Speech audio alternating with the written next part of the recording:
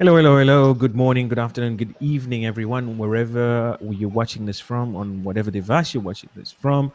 This is Afrochat Weekly. The name keeps changing every week, but yeah, I think Afrochat, we're going to stick with that, Lorena. So, Afrochat Weekly, episode 6, and we've got some wonderful, weird news, perhaps. We got some news from the biggest news of the week was, of course, Instagram stories and how they might have copied or not copied Snapchat.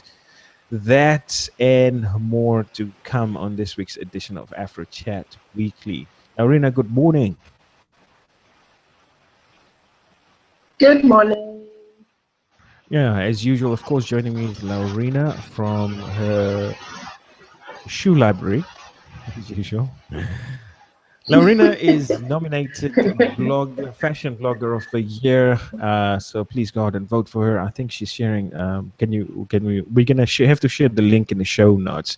This show, I'm Ali Kibao, and this show is brought to you by Yeah. afrodynamics.com. For more about joining us live on this show and having a chat with us, asking us questions, you can go to afrodynamics.com and subscribe over there, and you'll get notifications. Today, we've got some news. Of course, the biggest news is from Instagram that happened last week with Instagram stories, but we've got other news from Facebook, of course. We've got news about Facebook testing out filters. We've got news about Facebook changing their algorithm to get rid of clickbait. And we've got some news from Twitter about Twitter advertising as they keep struggling for growth over there. And tool of the day, pick of the day. You'll want to stick around for this one because it is fantastic. If you own a website, you want to find out what we have as pick of the day without giving much away. So let's get straight into our first story. Lorena, Facebook is starting to test Facebook Snapchat style camera with MSQRD selfie filters. Now, MSQRD is a company that Facebook bought sometime a few months ago, maybe a month or two ago. And what it does, it adds these filters on top of your image, so you can take a picture and then you can swipe left to right and get all these filters. As of now, this feature is only available for Canada and North America. But yeah, Lorena, what's your take on this? Another Snapchat feature copied over to Facebook? Without a doubt. I mean, hello, come on. Snapchat was the first one to bring out, well, it wasn't the first one to bring out filters. Instagram was the first to bring out filters. But Snapchat was the first one to bring out like overlays and that sort of thing. So, filters on your face that do weird things. And we already touched on this before in the previous episode of Afrochat. Where you actually, put a filter on your face using Snapchat. Facebook is yet again blatantly, unapologetically, just copying Snapchat. And I mean, when you get to the Instagram stories, you're going to read a quote that the CEO of Instagram said. He was like, yeah, we are copying Snapchat. We're going to lie to you and pretend like we're the first people to come up with stories or certain features. That is what we are doing. We are borrowing certain features, full stop. And this is Facebook yet again doing this outright, being like, you know what, yeah, it's true. What are you going to do about it? We're going to discuss a little bit more about this as we go on, but I think Facebook is facing a fundamental problem right now. Facebook is a company in general. And I think maybe this is with the exception of platforms like Snapchat, this is a social media problem overall. People are consuming, I think there was a stat I heard somewhere, something about 90-something% of people on Facebook are just consuming content. The people aren't necessarily sharing stuff about themselves or about their lives on Facebook. So all these things that we're seeing Facebook do and Facebook and its subsidiaries is mainly trying to get people to the point where they can start sharing a little bit more than they have in the past, perhaps. So I find that very interesting that now they want to bring out filters. Of course, they bought this facial recognition company. They're going to do something with it. And it's a Snapchat feature. What can we do about it? I guess we got to move on. But more importantly, perhaps, is um, these changes, what they say to me, and we're going to see this with Snap, with when we get to Instagram stories as well, is that all these changes are making the role of the social media manager, whoever manages social media in a company, quite different, because all of it now requires a Yeah. person to do it. So they want to move more into something that Snapchat has made very popular, into the more real time thing. That is where social is headed. That is why live video is becoming Yeah. such a prominent player in this space, because people want that real time interaction. And you, as a community manager, Lorena, what do you think this community manager, social media manager role is going to evolve to as we move forward for businesses? What, when people think about getting someone to do their social media, what should they have take into account? I think it's a very good and a very bad thing. Because we have a client that is out of the country, that is based out of the country. So that makes it harder for me to, as a social media manager, for Instagram stories, for example. I can't now go all the way and fly to them every day just to create interactive stories with people, which means that our client does have a social media manager, but now I can't really do my job as well as I want to because our client is so far away. So now it kind of makes you have to bring your social media manager closer to home, if that makes sense. So somebody who can like come into Barney's or come into Lighthouses or go to Peace Breakthrough and interact with real time. So it means that the social media manager would now need to be more of an employee of the company, if that makes sense. So work Yeah, closely with the people that you're trying to serve, rather than have your client send you over pictures and videos, etc., that you are then going yeah, to post over the next month or so. It now means the yeah, social media manager should basically be like part of the team. Um, yeah, yeah, that's how I see yeah. I think, that I think, role evolving. I think you're spot on there, because as companies move forward, they have got to start thinking, at least that, because if you want to work with a big or small agency, and I see the biggest, even some of the biggest companies in the world, like I think it's one of the broadcasters in America, CBS or Fox, one of those. They have this guy who's absolutely brilliant on Snapchat. He can tell stories in a way that I haven't seen anybody else tell, because he sketches right with his finger, and he draws on Snapchat. And he makes art, and he makes these interactive games, and it tells you to tab to the next stories to play a game.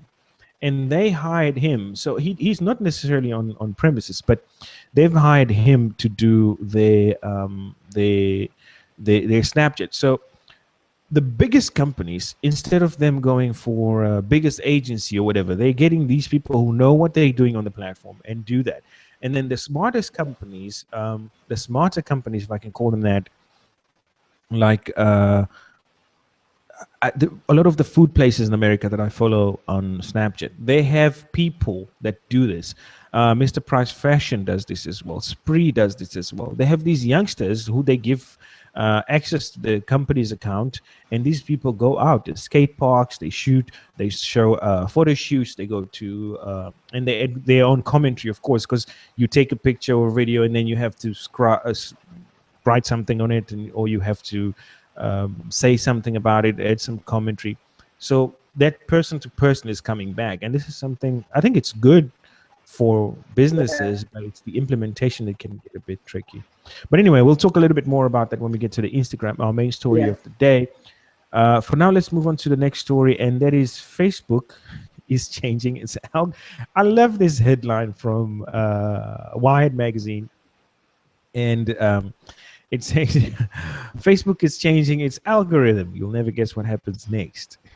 So the essence of the story here is that Facebook is changing its algorithm to avoid or to push further down its newsfeed all the headlines that appear to be clickbaits. Like, hey, you won't believe what Trevor Noah did, or you won't believe this what this cop found under yeah, the bed, and you go under there and it was just, oh, he found a cat. Okay, you know.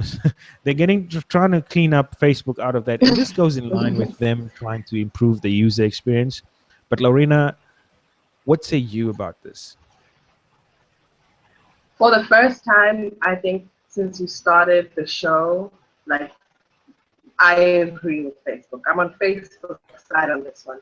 Usually, when they say they're changing algorithms, I'm usually very upset about it because it just frustrates me. With this one, I'm 100% for it. I don't even click on those headlines where they say, "Oh, you won't believe what happens next," blah blah blah. I used to fall for them in the beginning when they were still fresh and new, and people were always like, Yeah. "Oh my gosh, what happens next?"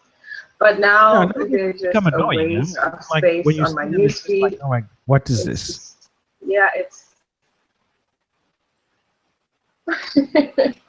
I don't click on them. I'm glad Facebook is finally getting rid of them because I always used to wonder how they're going to do it. But it says in there they're going to use an algorithm. They're going to use for popular words that usually are clickbait in the Yeah, title. And yeah. yeah, I'm with But Facebook on this one. And this I, doesn't harm I, our domain, so yeah, I understand that. However, on the other side, where does this stop? This just goes to show you the power of Facebook, right? Because today it's clickbaits, tomorrow it could be something else that they decide, hey, we don't want to show this. So it shows me the power of Facebook that they can just tweak a few things, and then suddenly you can see or not see certain things more or less. So they have the power to influence elections. yeah, They have the power to influence uh, I mean, a whole bunch of things that happen in a daily, our daily lives. And where does the censorship stop? yeah, Because we're not longer in a. The beauty of the internet was that it was free and open, and people could connect that way, or at least that was the promise of the internet. But now that is evolving. yeah, But more important than that is what this means for businesses. So it means that if you're going to post something on Facebook now, you're going to be absolutely careful about how that comes across, because if it comes across as a yeah, clickbaity material, then you're not going to get any traction for that. And while that's fantastic, it can be a bit challenging, yeah. because the whole idea of a headline is that you want people to be curious about, you know, like we see with the headline here from Yes, Wired magazine. You want people to be at least curious and say, "Hey, what is this about? Let me find out more." So we'll I guess yeah. we'll wait and find out. Okay, let's move to our next story quickly. Lorena, do you want to take us through this one? Which Is one's Facebook a this one? colossal waste of money? The waste of money. Yes, is Facebook a colossal Okay, waste of money? yes. So this story comes to us via social media explorer.com, and it basically asks the question whether we should still be bothering with Facebook, because when Facebook first started out, whatever you bring out or whatever you update on your page, you just show up on people's timelines. No matter what, if you're first, you're going to be first on the timeline. If you update 5 times a day, people are going to see your posts 5 times a day. Then Facebook decided to change its algorithm, and it was telling marketers, now you're going to have to switch things up a little bit. You're going to have to write content that people want to see, write content that uh, people want to share, etc., etc. Then it became about paying. So now Facebook was saying, yeah, you might have content that people want to see and want to share, but you can't really get your page out there. Too many pages out there, you're going to have to pay for people to see your content. So basically ask the question, should we still even be bothering? It seems like Facebook is just changing all the time. And is this money that we are spending even worth it? Because we first spend money to get likes on our pages. And then we thought, okay, now that we have likes on our pages, then Facebook comes and says, no, now that you have likes on your pages, you need to now pay to get the people who have already liked your page, who have already given you permission to share your content with them. You now need to pay for them to see your content. And he ultimately concludes with what Ali is always saying on the show is, don't build on borrowed land. So rather use your Facebook efforts to drive people to your website, create an email list, and then you have them there. So you can decide Yeah. what you want to share with them. Whatever you email them, they will get. It's not going to be a paid thing where, I now have to email my subscribers and I have to pay in order to get to a certain number of Mm. subscribers. If you have 1,000 people on your email list and you email something out, it's going to get to 1,000 people. It's mostly trying to Mm. build an audience on Facebook because it's getting more and more expensive. That's what the article basically says Yeah. in a loose summary. Absolutely, absolutely, and I would have to agree. I like the way the guy, what's his name, Bill Carmody put this, and things like you should pay to build an audience and then pay even more to reach them. So what's the point of building in the first place? And Yeah. then don't use try and Yeah. test the promotional tactics to promote your page, so it shouldn't look like a promotion.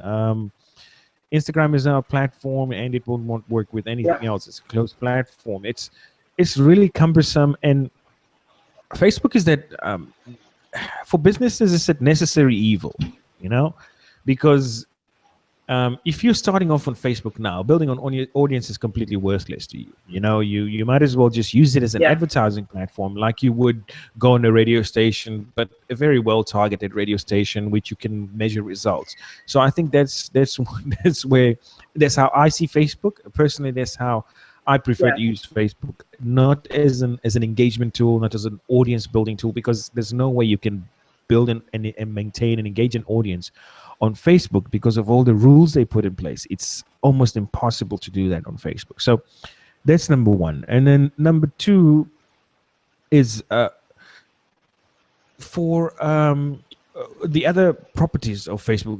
They're still trying, but we know that at the end of the day, it's all going to go down the same path. It's going to be pay to play. We saw last week, we discussed in a show Yeah. last week, we discussed Facebook saying they're running out of places for advertising. So all their properties now, Yeah. they're going to be full of ads everywhere, and the way they get more people to spend on advertising is by them not showing your content organically. Then you got to pay. So Yeah.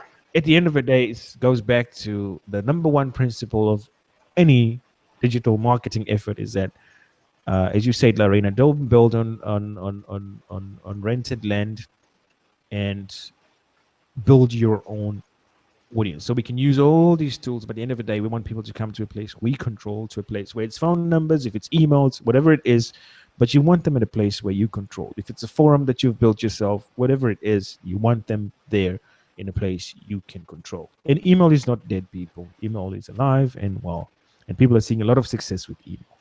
All right, so that's number. Lorena, can you hear me clearly Yeah. from your side? Yes, I can. Crystal clear. Okay. All right, great stuff.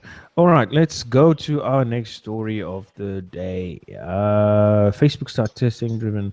This one comes to us from Twitter themselves, and Twitter is now. This is interesting. Let me go through the story first. So the heading is like drive brand conversions with the new instant unlock card.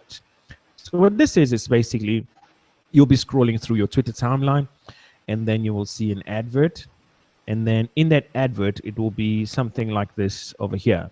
So they'll say like retweet this or tweet this to reveal whatever the content is. And here The Walking Dead, the series, has done something with this. So there's going to be hidden content behind the tweet, and then when you retweet, you unlock the content. So here, the first image is a person that you scroll and you see it, and then the second image is a person tweeting about it, and then the third image shows what you have unlocked. So this is an exclusive trailer that you get to see, an exclusive piece of content that you get to see by just retweeting.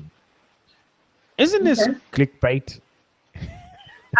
Yes, it is. That's You know, exactly what it is. it's interesting though. Depending on which industry or business is in, I think there's a good opportunity to, perhaps not a very long-lived opportunity, because Twitter advertising is very, very expensive to begin with. Yeah. But for those brands who can afford it, there's an opportunity for them to engage with their audiences in a way, to not engage necessarily, because I wouldn't call this engagement, because I excuse me, I've got to retweet this thing to see anything behind it. So I think if you want to spread the word, so to speak, if you want to raise awareness about something, this could be a perfect solution for that. That's the only thing the only use I can see of Yeah. this is, spreading the word. And it all depends on really how good whatever it is behind that curtain.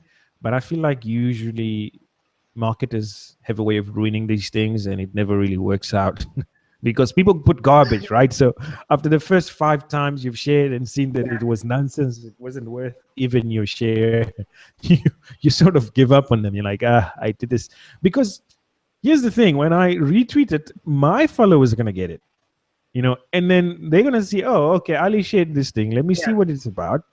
And if it's garbage, that makes me look bad. Like Yeah. Twitter's putting too much faith in advertisers here. This is just in the long run. I don't see this Way too working in the much. long run. It's a great idea, but I don't see this working in the long run. Any final No, thoughts on it? it's gonna become irritating. It's gonna be, yeah, it's gonna become as irritating as you won't believe what happens next or whatever. Like if people want to, if you make great content, people will want to retweet it anyway. Tricking people into retweeting it can only last for so long before people are just skipping your secret, reveals or unlocks or whatever. So I yeah, think we'll it's see how long that lasts. ridiculous. Yeah, it's just ridiculous. But anyway, that's Twitter and their thing. They can do whatever they want. It's entirely up to them, their platform. It's a struggling platform to begin with. It's good for interaction and it's good for what it is, but they're struggling to find growth. So they're experimenting with all these things to try and find growth. Yeah. Anyway, there's our stops. Those are our top stories for the day. So to our main story of today, and that is Instagram.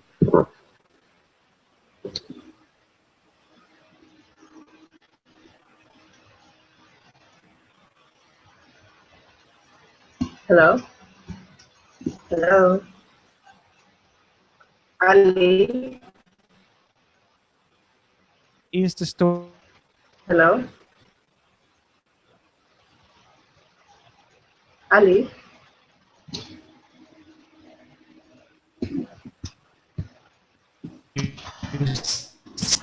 See me. You're I breaking a mean, come lot. on. What is going on? Hello? Can you see me now? Can you hear Now me you're now? frozen on the screen. I can hear you, but I'm saying, Give it 1 second. and then your picture is gone bad. Okay. How about now? Yeah, I can hear you clearly now. Can Picture you is see me still a clearly bit now? fuzzy. It's a bit No, I grainy. can't see you clearly. Yeah. Man, this is frustrating. This is ridiculous. Okay, I'm gonna try and switch my connection here quickly and see if that then I'll come back. All right.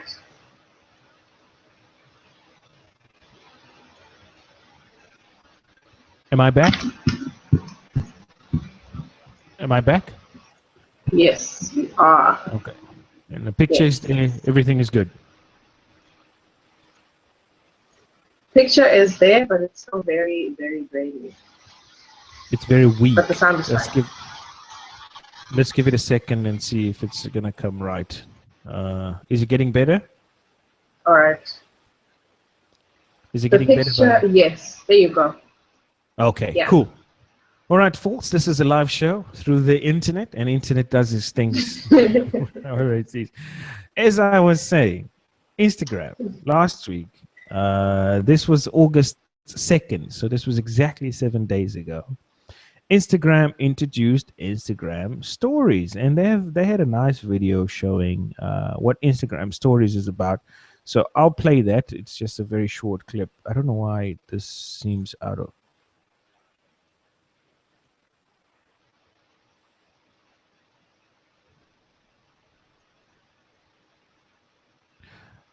I know you guys can't hear this, but the music is pretty awesome.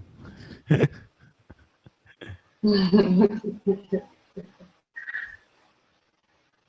is pretty awesome, I must say. It got me excited to use the platform. But anyway, that's the idea right there. Like you can take now pictures and share them to your Instagram. So okay, I'll just show you guys how this works quickly. I'm sure anybody that uses Instagram and has used Instagram in the last week has already seen this and wondered Yeah. what the hell is this thing. So I'll just quickly share my cell phone screen with you guys, so you can see what it's all about.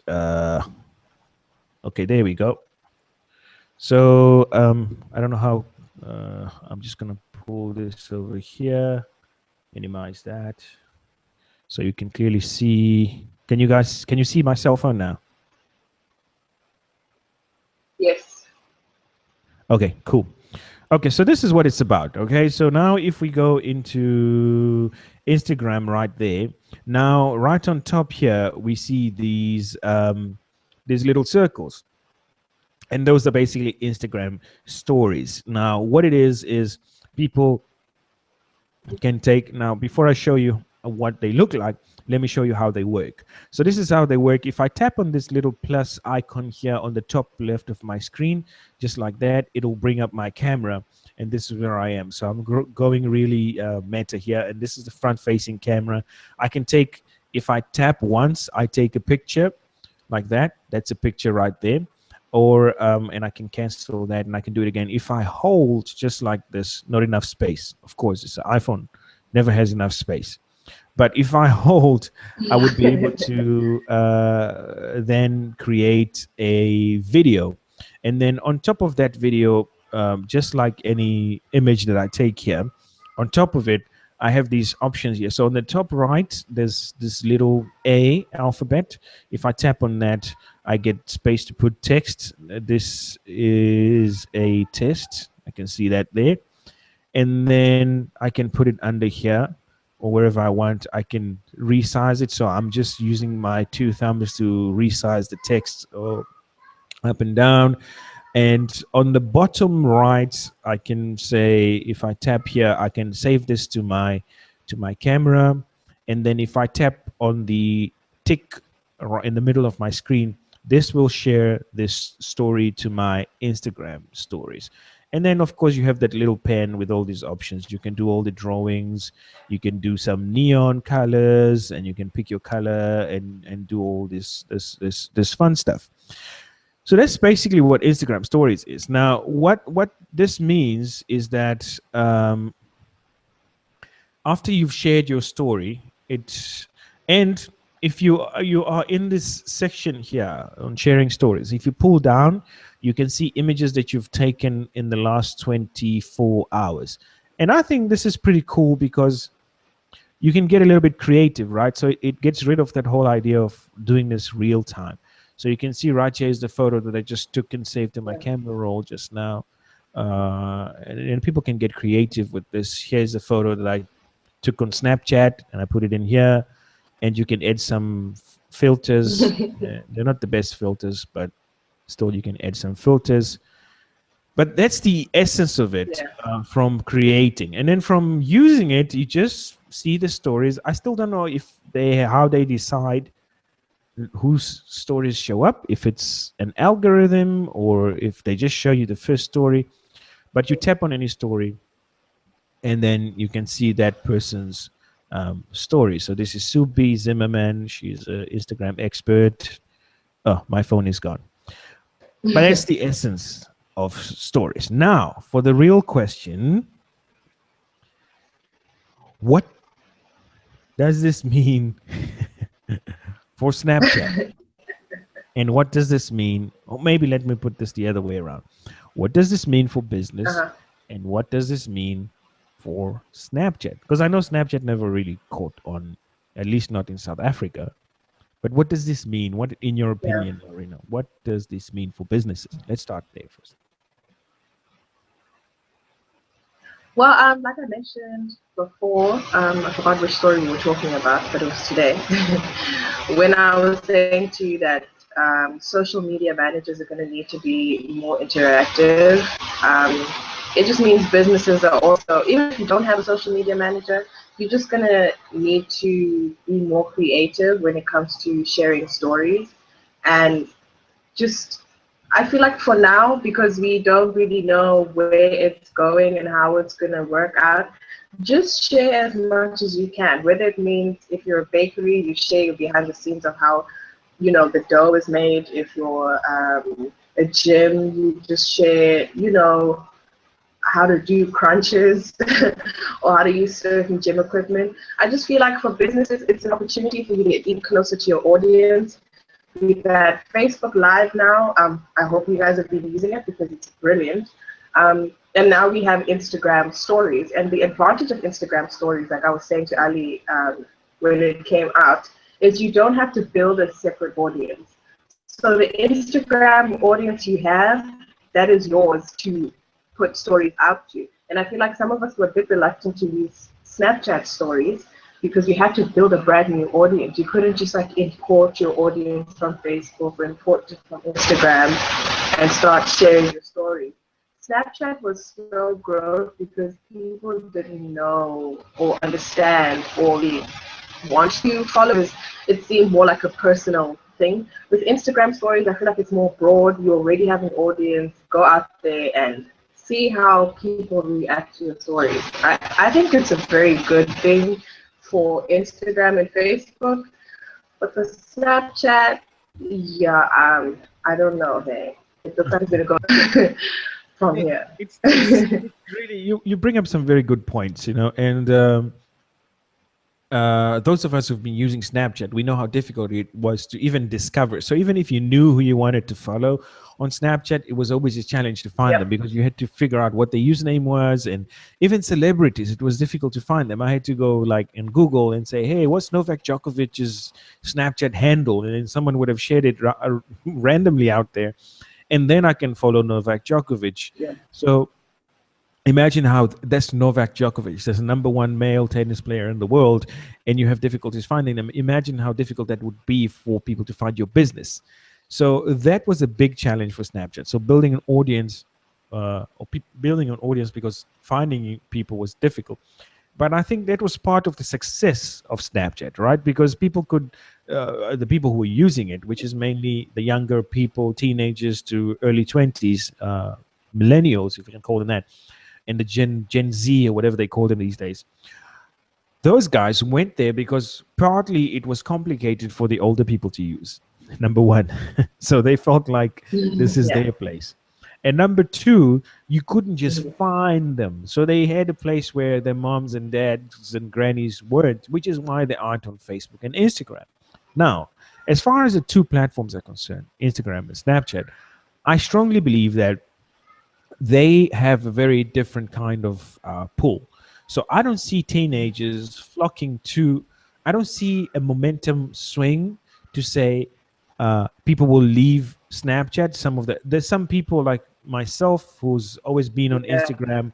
I will use Instagram more than Snapchat now because I have a bigger audience on Instagram and I get more views on Instagram than I do on Snapchat. I will do that. But the people who weren't using Instagram and using Snapchat because they didn't like Instagram or whatever reason Instagram was Instagram, they're going to keep at Snapchat, because it has a differentiation to it. Yeah. Now, that means not many older people will go into Snapchat, which is good for Facebook for now because they'll stick around on Instagram. But in 10, 15 years' time, where does it leave Facebook? So if Instagram can stay true to its Snapchat can Yeah. stay true to its core audience and keep serving them, keep the mystery, keep the discovery of the new filters, the mysterious way that Snapchat operates. If they can keep to that, they'll continue to prosper as a platform. And in 10 years' time, businesses will still be discussing how are we going to get on Snapchat because that's where all the people with the money are, because Yeah. these people were using Snapchat when they were teenagers and they grew up with Snapchat, like we grew up with Facebook, if I can say that. So Yeah. That's between the two platforms. As far as businesses are concerned, I think the main thing for businesses to keep in mind is that now you can be silly. You can share, again, it's the real time interactivity, the ability to share real time stuff. That is what's happening right now. And I still don't see enough people taking advantage of this thing. I don't know about you, Larina, but I don't see any of the brands that I follow showing up unless Facebook is suppressing that. I don't see many brands doing this, and this is a great, great, great opportunity for them to take advantage. I don't know. How do you feel about that? Do you see more brands that you follow I on Instagram no, stories? no, I'm with you. I am still seeing individuals share and follow, I mean, share stories. But I feel like this is a great moment for brands to get in there because we still don't know how they're going to, like you said, choose which stories come up. So if they're going to Yes. come up with an algorithm where the brand with the most views or the most interactions is the one that's going to show up. Right now is your time to be that brand that people are interacting with because nobody else is doing it. It's just kind of like, whoa, what's this? Let's wait. I feel like right now is that time to go in there, interact. Once an algorithm comes out, which it's going to, I It's mean, too late. there's way too many users on Instagram for them to just like, yeah, like there are way too many Yeah. users for them to be like, let's just, have the stories appear as and when somebody puts up, a story. No, they're going to Yeah. come up with an algorithm. So right now is that time to help build your brand so that when that algorithm comes, you are that brand that people see in it. And also, Yeah. people know your business because, like Instagram says, it's not just people that follow you that get to see your stories.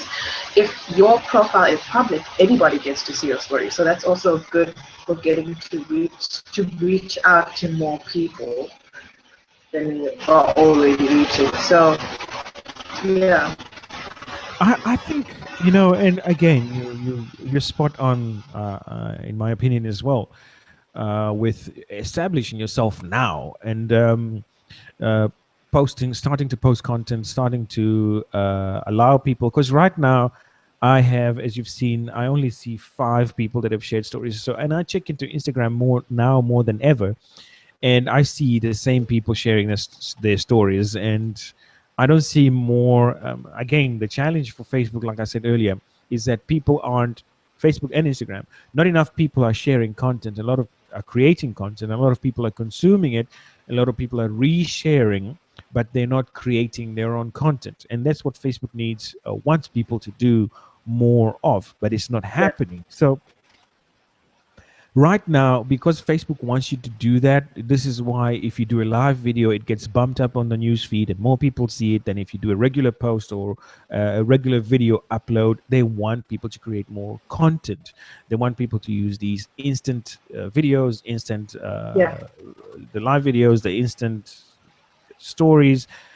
That's what they are going for. They're not going after Snapchat. They have their own problems to deal with. They yeah, look at themselves and they say, where are we going to be 10 years from now? What kind of company are we going to be? Are these social networks still going to be relevant the way they are today? And I believe Facebook will find a way. But for now, brands aren't taking enough advantage of this. I know it's not just because when you create content for Victoria Falls, for instance, I see that on the stories. They come up. So I don't think there's any kind of algorithm right now because not enough people are doing it. But as we move forward, yeah, and the good thing is that people can scroll and they don't see a preview of your story. They decide, I want to watch this person's yeah, story. So you have to build a relationship so that when they see 50, 60, 70 stories, they click on yours because you've already built a relationship with them. You know, yeah. and to your point, Larina, this is the time to get in there and do it. Any closing thoughts on this for brands and businesses in general? Just do it. Just do it. And that's the thing, right? People are scared to get in front of the camera. And you don't have to get in front of the camera. You can take a photo, and then you can use it as you saw in the demo. You can do you can swipe down when you're in the stories. You can swipe down. You Yeah. can see all the photos you've taken, and you can add all the filters, and you can add some text on top there, and you can see who's viewing your stories as well. If you go into your story and if you swipe up, you can see who's interacted with your stories. Those are the people that you want to keep close. Those are the people you want to acknowledge. So maybe in your next story you can give them a shout out, say, hey, thank you for interacting Yeah. with me, you and you. I must actually do that. Thank you for interacting. Give them a shout out and ask them to send you their stories or to DM you, or ask them what they think. Ask them to give their opinion. Ask them to interact with you, because we don't know when that algorithm hits. We don't know what it's going to be taking into account as factors for ranking. Yeah. That's all we have time Yeah. for today. And before we close out, we need to get to our pick of the week. But before we do that, I would like to remind you this show is brought to you by Afrodynamics.com. You can go to Afrodynamics.com to find out more about what we do. You can also go there to subscribe to keep up to date with what's happening on the internet and general digital marketing, and all these things that are happening, how they affect your business, and how you can stay ahead of your competition. So go to afrodynamics.com, and wherever you're watching this show from, we'd like you to subscribe. We'd like you to leave us comments, ratings, reviews, whatever the mechanism is, because you could be watching this from anywhere. Just leave us some comment and let us know what you like about the show, what you don't like, what you suggest, or if you have story ideas, drop them in there as well. So thank you very much to us, I guess, at afrodynamics.com. That's afrodynamics.com. Now, pick of the week. Google last week announced Google Analytics demo account. Now, this is pretty cool because Google Analytics, a lot of people who have Google Analytics, I have been with clients, or have been to clients where they have had Google Analytics in their website for years, and nobody has ever looked at it. Partly because I think people don't understand what the power of this tool is. But now Google has made a Google Analytics demo account available to everyone. So what happens is that you can go to this demo account, and then you can play around to find out what this thing is about without having to worry about breaking anything. Okay, so you can go in there, you can see what does it mean to have conversions. What does those mean? How do you add conversions? How do you see who's converted? How do you see where the conversions came from? You can click around, and then if something breaks, you just do a reset, and then boom, you can just start over again. And I think this is pretty cool. And I encourage everyone that's in the business to go around and try this, even if you don't have analytics or access to your analytics. Once you play around with this thing, you will see the power of having a tool for analyzing the traffic that's coming to your website. So even if you're getting 100 people a month, you need to know what those 100 people are doing. Otherwise, what's the point of having a website? What's the point of having a website if you don't want to know what people are doing when they get to your website? And then if you, as a business owner, I mean, I have got Google Analytics on my phone, and I can just go in there at any time. There's the analytics app, and uh, I can create custom reports. So here, if I tap on there, I can say I just want to see conversions for the month. I want to see, and then Google Analytics will show me every time I go in here. I can just tap on the report, and I see an updated report. So I don't have to go around and click in. I can see an updated report of the things that matter most to me. So if you are in the PR section of the company, or if you are in the sales section of the company, you care about different things. So different places in the company, they care about different things. So here's all the things. You can't read it from here because of the reflection, but here's all the things that you can create reports out of. and different people can have access to the analytics and look at different things and make their own conclusions and advise the people who are designing or running the website. I think it's pretty fantastic. It's a very powerful tool, and I encourage everyone to go out and try it. That is all we have time for today. We've stuck to 45 minutes. And we thank you very much for sticking around. We thank you very much for watching. Once again, this show is brought to you by Afrodynamics.com. And we thank them very much for their support of the show. Larina, thank you very much. What do you have look forward to for the week? Nothing but an exam. Yay! How's the voting going, by the way, for your nomination, Blogger of the Year? How are you encouraging people to vote? I'm not sure. I'm not at this point. I'm literally just like aimed at my exam, and then after that, I'll rethink my promotion strategies. Yeah. Okay. Cool stuff. All right, everybody. We'll see you next week, same time, same place, wherever place it is that you're at, whatever place that is that you're at. We'll see you then. Bye-bye.